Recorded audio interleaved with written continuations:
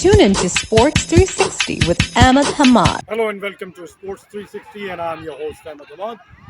Viewers, Karachi Kings break their losing streak, defeating Lahore Qalandars by 22 runs. पहली victory मैं कहूँगा कि Karachi Kings की, ऑल्दो के they have got nothing to lose for, यानी playoff की रेस से वो आउट हो चुके हैं. स्टिल ऐसा कोई टोटल नहीं हुआ है. मैं कहूँगा कि अगर लाहौर कलंदर थोड़ा सा अच्छा बैटिंग करती तो 149 का जो टोटल उन्होंने स्कोर किया था अचीवेबल था. लेकिन फिर वही हमने देखा गया कि कराची किंग ने जिस तरह थोड़ी सी चेंजेस की, बैटिंग ऑर्डर थोड़ा सा शफल किया, कि जो क्लार्क को उन्होंने ओपन करवाया बाबर आजम के साथ और शर्जील खान को वन डाउन बैट्समैन भेजा गया. ये समझते हैं कि शायद जो क्लार्क जो चौथे या पाँचवें नंबर पे बैटिंग कर रहे हैं ऊपर आएंगे तो थोड़ा बेहतर परफॉर्म कर सकेंगे, और शर्जील जो अर्ली ऑन पावर प्ले में अपनी विकेट लूज कर देते हैं एक आध छोड़ के, तो नीचे लाने का मकसद ये था कि थोड़ी लंबी इनिंग खेलेंगे, लेकिन दोनों नाकाम रहे, शर्जील भी और जो क्लार्क भी. बाबर आजम के साथ रोहिल नज़ीर ने थोड़ी सी पार्टनरशिप की, और लेकिन रेस्ट ऑफ द इनिंग में कहूँगा कि थ्रू आउट बड़े स्कोर नहीं बना सके. लुइस ग्रॉगरी हैं, उन्होंने एक अच्छी इनिंग खेली, एंड में फिनिश किया, तब जाके इनका टोटल कहीं 149 तक पहुंचा. लेकिन फर्स्ट पावर प्ले की बात करूं तब भी रन नहीं थे. 100 रन बहुत लेट जाके हुए, 7th ओवर में 50 की, 14th ओवर में जाके 100 रन किए. तो इम्पटस कोई मोमेंटम नहीं नज़र आया इनको इनकी इनिंग में कि हाँ एक बड़ा टोटल करने जा रहे हैं. और इन सब बातों के बावजूद लाहौर कलंदर की अगर बॉलिंग की मैं बात करूं तो राशिद खान और दूसरे जमान खान, इन दोनों ने 8 ओवर में 33 रन देकर 8 विकेटें हासिल की. तो मैच को तकरीबन हाफ वे अगर स्टेज पे देखा जाए तो लाहौर कलंदर बहुत खुश होगा कि एक रीजनेबल टोटल पे उन्होंने रिस्ट्रिक्ट कर लिया है और वो बासानी चेज डाउन कर लेंगे 149. लेकिन नहीं हो सका क्योंकि लाहौर कलंदर हैवीली रिलाई कर रही थी on their in form batsman, the most run scorer in this league Fakhar Zaman. और जैसा हमने देखा कि फ़खर जमान ने बहुत अर्ली ऑन ट्राई कर लिया बाहर निकल के शॉट लगाने के लिए, और इस तरह फ़खर जमान आउट हो गए मीर हमज़ा की बॉल पे, और पहली दोनों विकेटें जो है वो मीर हमज़ा ने हासिल की, जिनको बहुत अरसे के बाद दोबारा टीम में इंक्लूड किया गया. और उनकी परफॉर्मेंस देखते हुए आपको नज़र आएगा कि हाँ ये इसको खिलाना चाहिए था, क्योंकि इंग्लिश काउंटी ससेक्स से खेल चुके हैं और स्विंग बॉल करते हैं ज़्यादातर आगे बॉल किया और उसकी वजह से उनको स्विंग भी मिल रहा था. लेकिन मैं फ़खर जमान की विकेट का क्रेडिट ऑब्वियसली मीर हमज़ा के उसमें जाती ज़रूर है, लेकिन जितना ज़बरदस्त कैच पकड़ा क्रिस जॉर्डन ने, बहुत ऊंचा बॉल चला गया था, और बॉल के नीचे आना और फिर लाइन अप करना और फिर उसको आसानी से ग्रैब करना, ऑल्दो कि थोड़ा सा ड्रिफ्ट हो गया था एंड में, फिर उन्होंने डाइव करके बॉल को कैच कर लिया, तो बहुत अच्छा कैच की विकेट हासिल कर ली.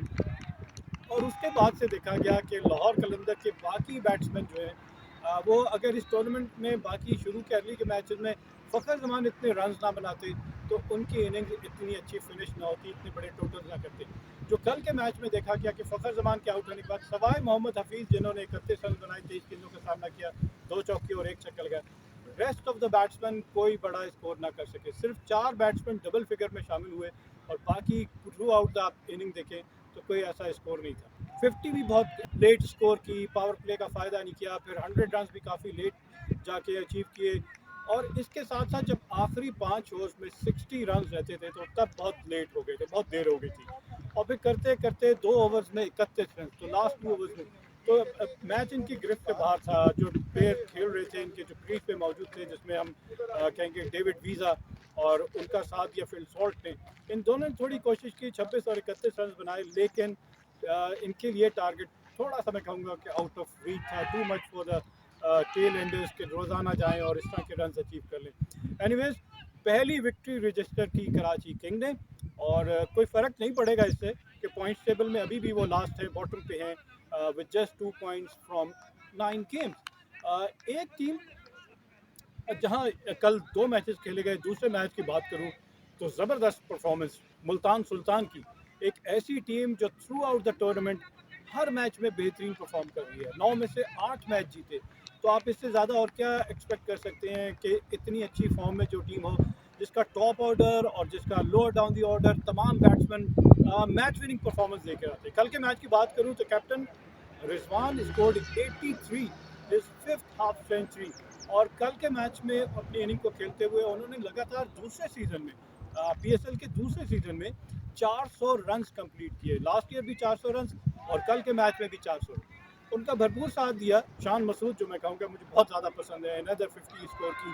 और इन दोनों ने पहली विकेट की पार्टनरशिप में 12 ओवर में 119 रन बनाए, तकरीबन 10 रन पर ओवर की औसत से ऐसा स्टार्ट दिया। और दोनों का स्ट्राइक रेट अगर आप देखें तो 150 और बेहतरीन प्लेटफॉर्म सेट किया। और फिर उसको फिनिश किया रायली रॉसो ने with the help of 9 force and 4 sixes, 207 का स्ट्राइक रेट।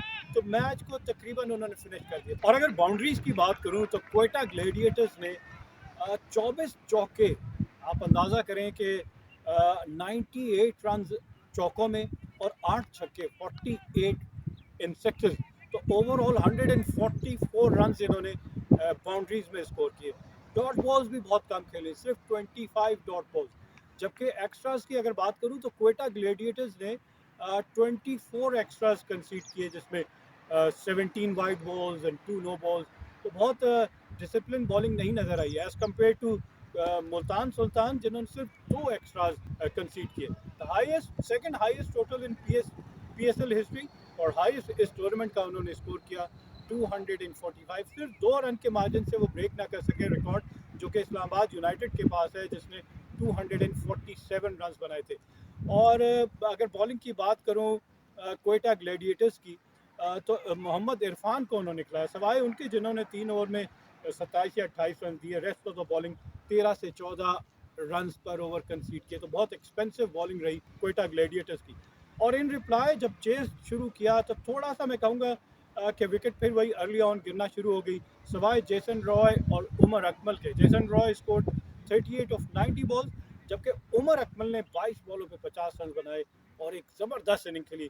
2 इनिंग्स उनके क्रेडिट में आ गई हैं कि एक तो उन्होंने 8 बॉलों पे 23 रन बनाए थे, और ये कल जो उन्होंने 22 बॉलों पे 50 रन बनाए, जिसमें 6 छक्के शामिल थे। और इन सब के बावजूद कोई बड़ा स्कोर ना कर सके और पूरी टीम आउट हो गई और 117 रन से इनको शिकस्त की, the biggest margin in PSL history. और इससे पहले भी जो रिकॉर्ड था वो भी मुल्तान सुल्तान के पास था against the same opposition. Last year इन्होंने क्वेटा ग्लेडिएटर्स को भी 110 रन के मार्जिन से हराया था, और उससे थर्ड नंबर पे भी मार्जिन है वो भी मुल्तान सुल्तान के पास है कि 80 रन के। तो पहले तीनों मार्जिन बिगेस्ट डिफीट के मुल्तान सुल्तान के क्रेडिट में है, और तीनों ऑपोजिशन जो है वो क्वेटा ग्लेडिएटर्स की है। खैर एनीवे, तो ज़बरदस्त विक्ट्री। और Multan Sultan obviously is at the top of the points table with 16 point from 9 game, followed by Lahore Qalandar 10 point है। उसके बाद से तीसरे नंबर पे पेशावर ज़ल्मी की टीम है, और चौथे नंबर पे इस्लामाबाद यूनाइटेड। इस्लामाबाद यूनाइटेड के 8 मैचेस खेलकर 8 पॉइंट हैं। पेशावर ज़ल्मी और लाहौर कलंदर के 10-10 पॉइंट हैं बराबर, लेकिन लाहौर कलंदर का 1 मैच कम है, पेशावर ज़ल्मी के 9 मैचेस हो चुके हैं। और run rate, net run rate भी पेशावर ज़ल्मी का लाहौर कलंदर से कम है। आज मैच खेला जाना है between Islamabad United and Lahore Qalandar. तो कल हमने देखा कि लाहौर कलंदर मैच हारी है। कुछ वीकनेसेस आपको नज़र आ गई होंगी लाहौर कलंदर की, और वीकनेसेस क्या हैं कि अगर फ़खर जमान को अर्ली ऑन आप आउट कर लेते हैं तो बाकी बैटिंग लाइनअप वनरेबल है कि उसको आप कंट्रोल कर सकते हैं छोटे टोटल पे।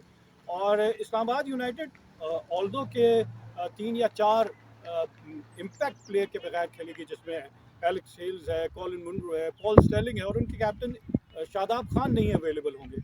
इन सब के बावजूद हमने देखा था कि 206 रन का टारगेट चेज करते हुए दे स्कोर्ड 196। तो बैटिंग फिर भी इनके पास इतनी है, और बॉलिंग हमें पता है कि बहुत अच्छी है। तो देखते हैं कि अच्छा मैच एक्सपेक्टेड है कि कौन सी टीम परफॉर्म करती है, लाहौर कलंदर या इस्लामाबाद यूनाइटेड। और जो भी टीम जीतेगी, अगर इस्लामाबाद जीत गई तो 10 पॉइंट के साथ हो सकता है कि वो दूसरे नंबर पे दोबारा आ जाए बड़े मार्जिन से जीतने के बाद, और फिर तीनों टीम्स के 10 पॉइंट होंगे और नेट रन पे डिसाइड हो रहा होगा कि सेकंड, थर्ड और फोर्थ टीम कौन सी, और प्ले ऑफ किन किन टीम्स के खिलाफ खेला जाएगा। तो Multan Sultan high on confidence, और बहुत अच्छा जेलिन हुई कॉम्बिनेशन बहुत अच्छा हुआ है। अभी तक तो ये लग रहा है कि इस टूर्नामेंट की बेस्ट टीम है। प्ले ऑफ में नहीं पता चलता है। वैसे कहा जाता है कि इस शॉर्टर फॉर्मेट ऑफ क्रिकेट में ऑन देयर डे जो टीम भी अच्छा खेलेगी वो जीत सकती है।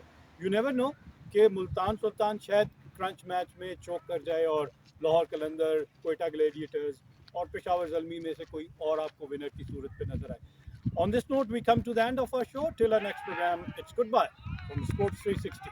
Keep on watching Sports 360 with Ahmed Hamad for latest news, views, and interviews of sports personalities from around the world.